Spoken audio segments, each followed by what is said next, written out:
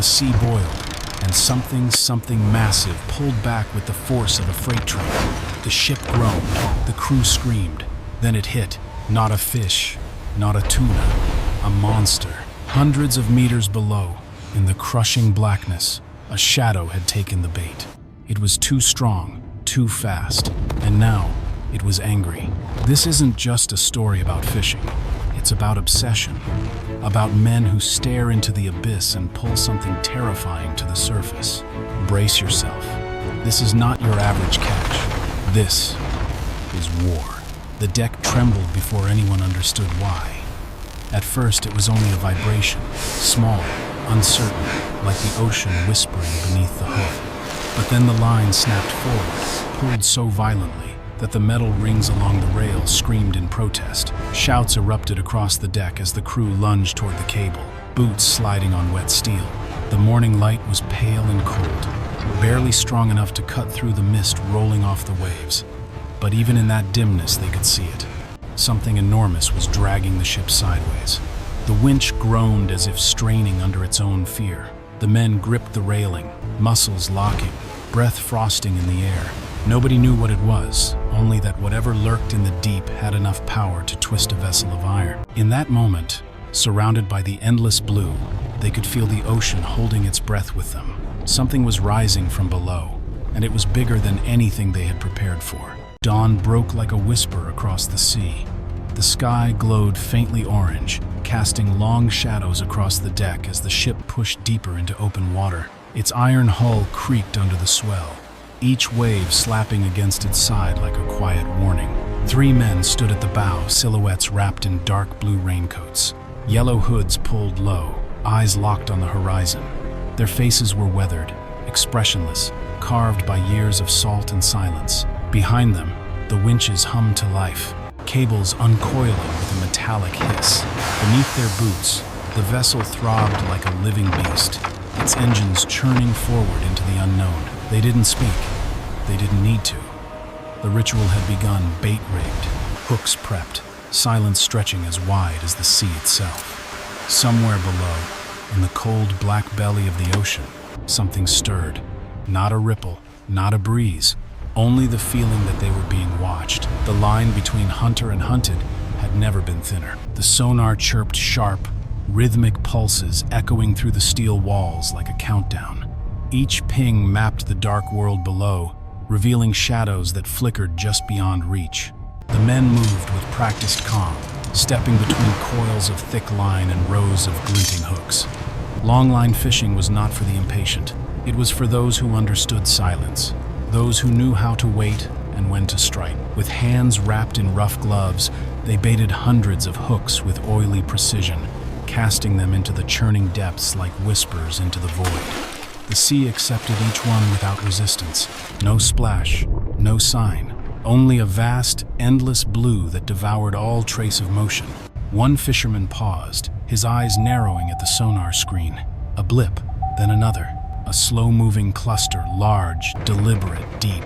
Not tuna, bigger. The deck fell still, as if the ocean itself had inhaled. They had come for giants, and now the abyss was whispering back. The baited line unfurled into the deep, and somewhere below, something ancient began to follow. It started with a tremor barely perceptible, like the sea clearing its throat.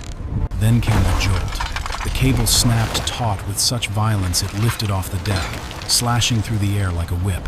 One of the men shouted, but his voice was lost beneath the groan of the winch and the sudden roar of waves slamming the hull. The ship tilted, drawn sideways by something unseen, something heavy and determined. The line danced and twisted with impossible force, pulleys straining, metal shrieking, then a glimpse, a shimmer beneath the surface. A tail? No, a shadow, massive, moving against the current as if it owned the sea. The men froze, hearts pounding in their chests. This wasn't a tuna. It wasn't even a fish in the ordinary sense. It was something else, something stronger, deeper, older. The cable began to fray, threads popping one by one. A decision had to be made. Cut the line and lose the catch, or dig in, hold fast, and face whatever had taken their bait. And so, without a word, they chose the latter. Chaos erupted like a wave breaking over steel. One man lunged for the winch controls while another gripped the bucking cable with both arms, his boots scraping along the wet deck. The ship tilted hard to port, dragging seawater across the railings. Lines whipped in the air like serpents, slashing against steel and flesh. The deep bellow of the winch filled the air, its gears groaning under the burden of a monster. Every man moved in frantic rhythm, pulling, shouting, bracing. The deck became a battleground where rope burned into skin and muscles tore against resistance. A second glimpse below, silver scales glinting like shattered moonlight. A body far too wide for any catch they'd expected. Then it thrashed. The entire vessel rocked. A barrel flew loose, smashing against a bulkhead. Sparks flared where metal scraped metal. Someone yelled, "Hold the line!" but the wind stole his voice. The sea had awakened something it didn't want to give up, and now it was punishing them for trying. The fishermen weren't hauling in a prize, they were in a fight, and the enemy was pulling harder than hell itself. The sky cracked open above them. Lightning forked across the clouds, illuminating the chaos in violent flashes. Rain pounded the deck in sheets, washing blood and seawater into a crimson flood beneath their boots. The beast below thrashed again, sending shockwaves through the line, each one a bone-snapping jolt of raw force. The winch wailed in protest, its gears spitting sparks as the cable screamed through rusted pulleys. One of the men slipped, his shoulder slamming into the railing, but he didn't let go. He couldn't. This wasn't just a fish, it was a storm wearing flesh, dragging them into the depths with it. Their fingers bled, their backs strained. The cold bit into their joints, but still they pulled, shouting through the thunder. Every screech of steel was answered by a groan from the ship's hull, as if the vessel itself was begging for mercy. And yet they held on, not because they believed they could win, but because turning back was no longer an option. They were in it now, body and soul, locked in a death struggle with something vast, ancient, and unwilling to die quietly. Then, through the mist and madness, it rose. A shake broke the surface, slow at first, as if the sea itself hesitated to release it. The water churned, foamed, and then parted to reveal the head. A massive, scarred predator, its eyes black and bottomless, stared back at them with a cold, alien intelligence. The shark was unlike anything they had ever seen, easily 5 meters long, its bulk pushing against the line like a freight train made of sinew and rage. Its dorsal fin sliced the waves, jagged and torn from old battles. Deep gashes marked its flanks, reminders of wars survived in the dark. One of the men gasped, stepping back involuntarily. "Oh my God," someone whispered. The monster thrashed once more, sending a wall of water crashing over the deck. Its tail slammed against the hull with bone-shaking force. The boat moaned beneath their feet. The beast was not just alive, it was furious. And in that instant, every man aboard realized they were no longer hunters, they were being judged. The deck exploded with noise. The shark turned and rammed the hull with terrifying force, sending a shudder through every bolt and beam. A thunderous crack echoed from below, then came the worst sound of all, rushing water. "We've got a breach," someone shouted. The crew scrambled, boots thudding on the slick iron floor, racing to seal the hole before the sea poured in. Barrels tumbled, cables snapped loose, and for a moment, it felt like the ocean had climbed aboard with them. The monster wasn't just resisting capture, it was retaliating. The tail slammed again, bending steel with every strike. The boat groaned under the onslaught, tilting harder as the horizon skewed. Foam sprayed across the deck, blinding the men as they fought to keep their footing. Orders were barked, hands bloodied, knees bruised. The shark had turned from prey to predator, and now the hunters were on the defensive. As another wave crashed over the railing, one thing became clear. This was no longer about the catch. It was about survival. They had one shot left. The main line was fraying, threads unraveling with every tug of the beast below. The ship, already leaning into the waves, creaked like a dying animal, but no one flinched. They locked eyes, gave a single nod, and threw everything into the winch. The gears howled as the last coils of steel cables screamed under the load. One man wrapped the line around his forearm, another wedged his shoulder beneath the tension to anchor it. Muscles bulged, veins stood out like rope, sweat mixed with seawater and blood as they heaved together, gritting their teeth against the storm. The shark fought back with everything it had, jerking violently, trying to dive, to twist free, to drag them all down with it. For every inch they gained, it stole back too. The deck pitched, a crate slid, a man nearly went overboard, but still they held on. The winch screamed in defiance, and then a shift. The pull weakened, just slightly, just enough. It was tiring, slowing. A roar rose from the crew, raw and desperate, as they poured the last of their strength into the line. One final pull, then another, and slowly, painfully, the giant came up. The shark's body broke the surface one final time, its strength finally spent. With a shudder and a groan, the winch completed its arc, and the great beast was hoisted over the railing. The deck trembled beneath its weight. Water and blood gushed in rivulets as it landed with a dull, echoing thud, its massive form steaming under the cold air. The crew stood motionless for a moment, chests heaving, soaked to the bone, their fingers raw and trembling. One man dropped to his knees, not in worship, but in sheer exhaustion. Another stared in silence, his hand still clutching the cable like a lifeline.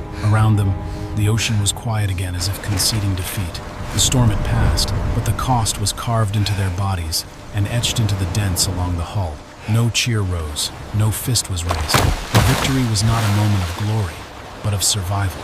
And in that silence, with the giant lying still at their feet, the men understood. They hadn't just caught a shark. They had wrestled with the abyss and returned. The deck transformed from battleground to altar. The great shark, still dripping, was dragged toward the rear platform where tools waited in cold silence. The men moved methodically, reverently, not with triumph, but with the solemn grace of those who knew what it cost to earn this moment. Knives flashed under the floodlights, their blades gleaming silver as the first cut was drawn across thick, scarred skin. Steam curled from the flesh as warm blood met the sea-chilled air. No one spoke. There was only the sound of slicing steel, the hiss of rinsing water, and the low thrum of the ship's engine, now a heartbeat once more. Chunks of meat were carved, weighed, and packed into ice-choked containers, each one a piece of the battle just won. Blood pooled in the grooves of the deck, quickly swept aside with salt water. Their hands were steady, not out of detachment, but out of discipline. This was not slaughter. This was ritual, a transformation of a sea god into sustenance, and beneath their silence was a quiet truth. They did not butcher for pride. They did it because they had to. Because the ocean never gives, it only trades. The rain had ceased. Only the gentle tapping of residual droplets echoed from the steel beams above as the vessel drifted in open water. The sun, now low on the horizon, painted the waves in shades of fire and gold.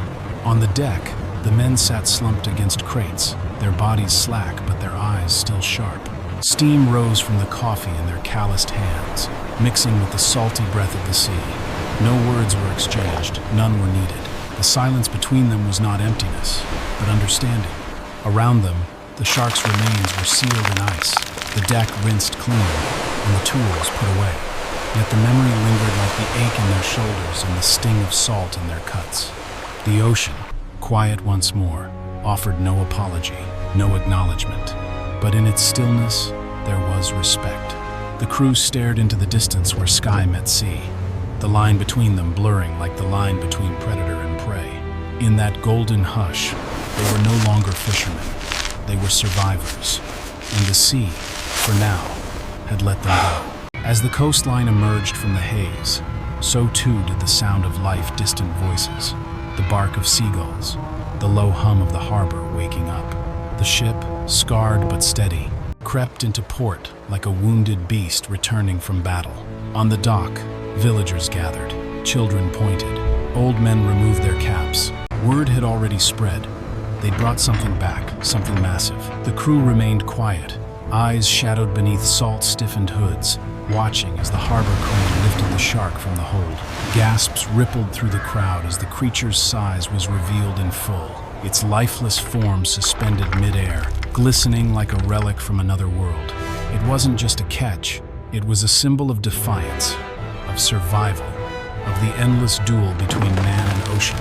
As the shark was lowered onto the dock, cameras clicked, mouths hung open, but the fishermen said nothing. They walked past the applause, their boots thudding against the planks, hearts still somewhere out there beneath the waves. In the storm, in the moment when everything nearly broke, night fell quietly, blanketing the harbor in a hush of yellow lights and briny fog. The fishermen remained aboard, lingering on the deck long after the others had gone. Their yellow hats hung from hooks, still dripping. The sea, calm now, lapped gently against the hull like it had never roared, never tried to take them. Below, in the cold storage, the shark rested, carved, catalogued, conquered but not forgotten. In the silence, their minds wandered back to the breach, the tilt of the deck, the flash of those black eyes just before it struck. These weren't just memories, they were ghosts. The kind the ocean sends back with survivors. A bent railing here, a torn glove there, a ripple in the water that felt a little too deliberate. The sea never truly gave them closure, only a pause. And as gulls wheeled above the docks and the ship's engine ticked with residual heat, each man stared into the night horizon, knowing what they'd left behind. Because beneath them, in the dark below, others waited. Bigger, colder, quieter. The ocean wasn't resting, it was watching. Dawn crept over the horizon like a promise and a warning. Pale gold kissed the edge of the waves as the ship's engine rumbled to life once more. No celebration, no ceremony, just motion practiced, quiet, inevitable. The fishermen donned their raincoats again, dark blue against the soft morning light. Their yellow hoods raised like battle flags, gloves pulled tight, boots laced down. The deck, now clean, gleamed faintly, as if the storm had never happened. But they remembered. Their hands remembered. Their silence remembered. The shark was gone, but the weight of its presence lingered in every coil of rope, every dent in steel. They didn't speak of it. That's not how the sea works. You take the lesson, not the story. And so they pushed off, the bow cutting through the water like a blade. Ahead lay nothing but blue and the unseen, because the ocean never ends. It doesn't sleep. And for men like them, it never stops calling. Somewhere out there, beneath miles of black water, another giant waits, and they will meet it. Not because they want to, but because they must.